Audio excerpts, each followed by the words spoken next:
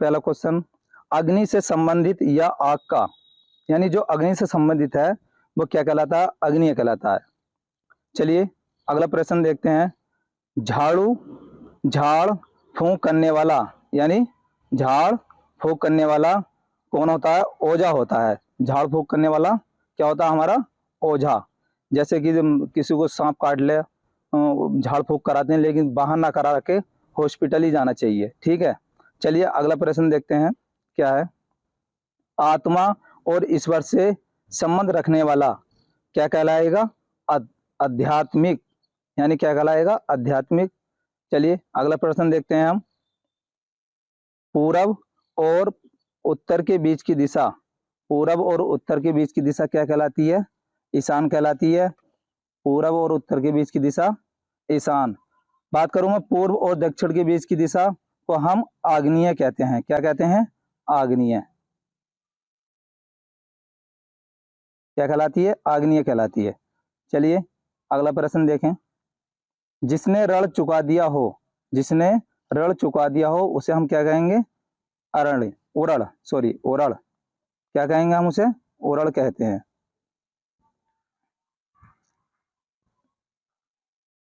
चलिए अगला प्रश्न देखते हैं। सूर्यास्त के समय दिखने वाली लालिमा, जो सूर्यास्त के समय जो लालिमा दिखती है उसको कहते हैं हम उषा। चलिए अगला प्रश्न देखते हैं। पर्वत के नीचे तलहटी, यानी पर्वत के जो नीचे की तलहटी समीप होती है, भूमि होती है, जो पर्वत के नीचे की भूमि, उसे उपत्यका कहते हैं। और पर्वत के ऊंचे भाग को, यानी ऊपरी भाग को क्या कहते हैं? अधिपत्यका। चलिए अगला प्रश्न देखते हैं। उच्च वर्ग के पुरुष के साथ निम्न वर्ग की स्त्री का विवाह, यानी उच्च वर्ग के पुरुष के साथ निम्न वर्ग की स्त्री का विवाह क्या कहलाता है? अनुलोम। और अनुलोम का क्या होता है? विलोम, प्रतिलोम, यानी अनुलोम या विलोम। चलिए अगला प्रश्न देखते हैं। जो छाती या पेट के बल चलता है, आप सभी जानते हैं जो छाती और पेट के बल चलता है वो क्या होता है? उसे हम उरग यानी सर्प कहते हैं। चलिए अगला प्रश्न देखते हैं। जिस भूमि में कुछ उत्पन्न ना, सॉरी ये टाइप, यानी जिस भूमि में कुछ उत्पन्न ना होता हो उसे हम क्या कहेंगे? ऊसर या बंजर। जिसमें कुछ पैदा ना हो वो क्या कहलाती है? बंजर। चलिए जो खाने योग्य हो उसे हम क्या कहेंगे? ओदनीय या खाद्य। क्या कहलाता है? ओदनीय या खाद्य। और जो खाने योग्य ना हो अखाद्य। चलिए अगला प्रश्न देखते हैं। अपनी विवाहित पत्नी से उत्पन्न पुत्र, जो अपनी विवाहित पत्नी से उत्पन्न पुत्र होता है वो कहलाता है ओसर। क्या कहलाता है? ओसर। कान के नीचे लटकता हुआ कोमल भाग, यानी जो कान के नीचे वो क्या होता है? कर्णपाली। क्या कहलाता है? कर्णपाली। चलिए अगला प्रश्न है। वह बात या कथा जो जन साधारण में प्रचलित हो, यानी वह बात या कथा जो जन साधारण में प्रचलित हो, किंवदंती। क्या कहलाएगा हमारा? किंवदंती। चलिए अगला प्रश्न देखते हैं। जो मोल लिया हुआ, जो मोल लिया हुआ क्या होता है? उसे कहते हैं हम क्रीत। चलिए अगला प्रश्न देखते हैं। ये कई बार एग्जाम में पूछा गया था, पिछली बार यूपी ट्रिपल एससी ने ही पूछा है। कांटों से भरा हुआ, कांटों से भरा हुआ कंटक अकिरणीय, कंटक अकिरणीय क्या कहलाता है? कंटक अकिरणीय। जिसका जन्म कन्या के गर्भ से हुआ हो, यानी जिसका जन्म कन्या के गर्भ से हुआ हो उसे कहते हैं हम कानीन। किए हुए उपकार को भूल जाने वाला, किए हुए उपकार को भूल जाने वाला कृतज्ञ। क्या कहलाता है? कृतज्ञ। चलिए अगला प्रश्न देखते हैं। बर्तन बेचने वाला, यानी जो बर्तन बेचने वाले होते हैं फेरी वाले, उनको क्या कहता है? कसेरा। क्या कहा जाता है? कसेरा। अपना उद्देश्य पूर्ण होने पर संतुष्ट, यानी मेरा टारगेट है मैं यूपी पुलिस में जाऊं, मैं अगर मेरा उद्देश्य पूरा हो जाए तो क्या कहलाएगा? कृत अर्थ। क्या कहलाता है? कृत अर्थ। चलिए अगला प्रश्न देखते हैं। जो बात पूर्व काल से लोगों में कह सुनकर प्रचलित हो क्या कहलाता है? किंवदंती। जो बात पूर्व काल से लोगों में कह सुनकर प्रचलित हो किंवदंती कहलाता है। चलिए अगला प्रश्न देखते हैं। स्त्री जो कविता रचती है, कवित्री। ये कई बार शब्द शुद्धि में पूछा गया है और पूछता है एग्जामिनर बार बार कवित्री, तो भैया देख लेना कवित्री की हिंदी शुद्ध क्या है। चलिए अगला प्रश्न देखते हैं। आकाश चूमने वाला, आकाश को चूमने वाला क्या कहलाता है? गगनचुंबी। चलिए अगला प्रश्न देखते हैं। शरीर का व्यापार करने वाली स्त्री, जो शरीर का व्यापार करती है उस स्त्री को हम क्या कहते हैं? गणिका। क्या कहेंगे? गणिका। चलिए अगला प्रश्न देखते हैं। जो बात छिपाई जाए उसे क्या कहते हैं हम? गोपनीय। यानी किसी से कोई बात छिपाई क्या कहलाती है? गोपनीय।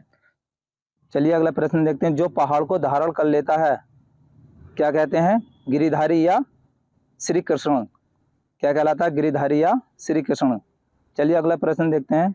जो कठिनाइयों से समझने योग्य हो उसे हम कहते हैं दुर्बोध। क्या कहते हैं? दुर्बोध। चलिए अगला प्रश्न देखते हैं। जो आंखों से सुनता हो यानी आंखों से, चक्षु स्त्रवा।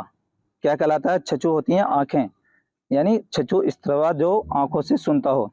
चलिए जो सदा से चला आ रहा है, यानी जो सदा से चला आ रहा है उसको हम कहते हैं चिरंतर, शाश्वत भी कहते हैं, अनावृत भी कहते हैं।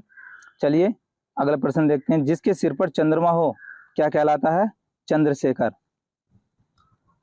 दोस्तों किसी न किसी एग्जाम में कई बार पूछे गए हैं और आने वाले एग्जाम में भी ये पूछे जाएंगे, और हमारे पीईटी में भी दे रखा है सिलेबस में।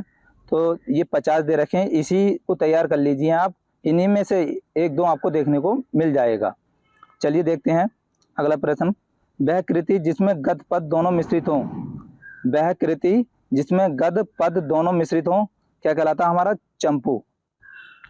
अगला प्रश्न देखते हैं। छोटे से छोटे दोष को खोजने वाला, छोटे से छोटे दोष को खोजने वाला क्या होता है? छिद्र अन्वेषी, यानी छिद्र अन्वेषी।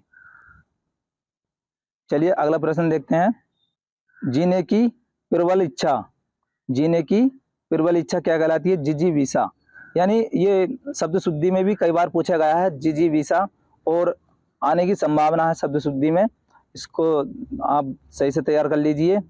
चलिए अगला प्रश्न देखते हैं। जो अवैध संतान हो, जो अवैध संतान हो क्या कहलाता है? हमारा जारज। एक स्थान से दूसरे स्थान पर चलने वाला क्या कहलाएगा? जंगल। चलिए अगला प्रश्न देखते हैं। कुछ जानने या ज्ञान प्राप्त करने की इच्छा क्या कहलाता है? जिज्ञासा। क्या होता है भैया? जिज्ञासा। जिसने इंद्रियों पर विजय पाली हो, यह भी कई बार एग्जाम में पूछा गया है। जिसने इंद्रियों पर विजय पाली हो, जितेंद्रिय। तैरकर पार होने की इच्छा रखने वाला क्या कहलाता है? तितीर्षु, तितीर्षु। चलिए अगला प्रश्न देखते हैं। गोद लिया हुआ पुत्र, यानी गोद लिया हुआ पुत्र, ये भी कई बार एग्जाम में आया है। आरओ के एग्जाम में पूछा गया है, और समूह ग के एग्जाम में कई बार पूछा गया है। तो गोद लिया हुआ पुत्र क्या कहलाता है? हमारा दत्तक। चलिए अगला प्रश्न देखते हैं। स्त्री एवं पुरुष का जोड़ा, स्त्री एवं पुरुष का जोड़ा क्या कहलाता है? दंपत्ति। जो दोबारा जन्म लेता हो क्या कहलाता है? द्विज या द्विजन्मा। उसको हम क्या कहते हैं? द्विज या द्विजन्मा। चलिए अगला प्रश्न देखते हैं। जंगल की आग, यानी जंगल की आग क्या कहलाती है?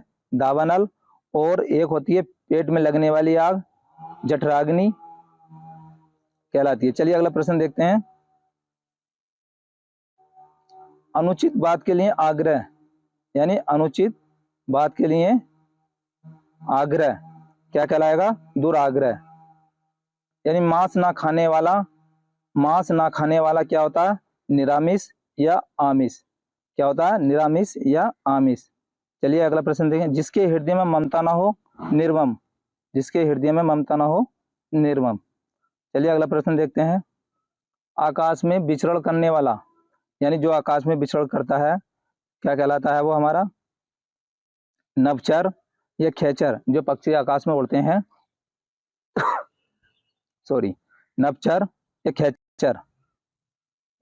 जिसके विषय में मतभेद ना हो क्या कहेंगे हम उसको? जिसके विषय में मतभेद ना हो, निर्विवाद, यानी जिसमें कोई विवाद ना हो। चलिए अगला प्रश्न देखते हैं। जिसमें तेज ना हो क्या कहलाता है? निस्तेज। चलिए अगला प्रश्न देखते हैं। हाल ही की ब्याही स्त्री क्या कहलाता है? नवोड़ा। और आज के प्रैक्टिस सेट का अंतिम प्रश्न है। जिसका कोई अर्थ ना हो, निरर्थक। जिसका कोई अर्थ ना हो, निरर्थक। तो दोस्तों ये थे हमारे 50 वाक्यांशों के लिए एक शब्द। तो कैसी लगी वीडियो? आशा करता हूँ वीडियो आपको अच्छी लगी हुई होगी। अगर वीडियो अच्छी लगी है तो वीडियो को लाइक कर देना, अपने दोस्तों में शेयर करना, और अभी तक आपने हमारा चैनल सब्सक्राइब ना किया हो तो चैनल को सब्सक्राइब कर देना। वीडियो के अंत में बने रहने के लिए धन्यवाद।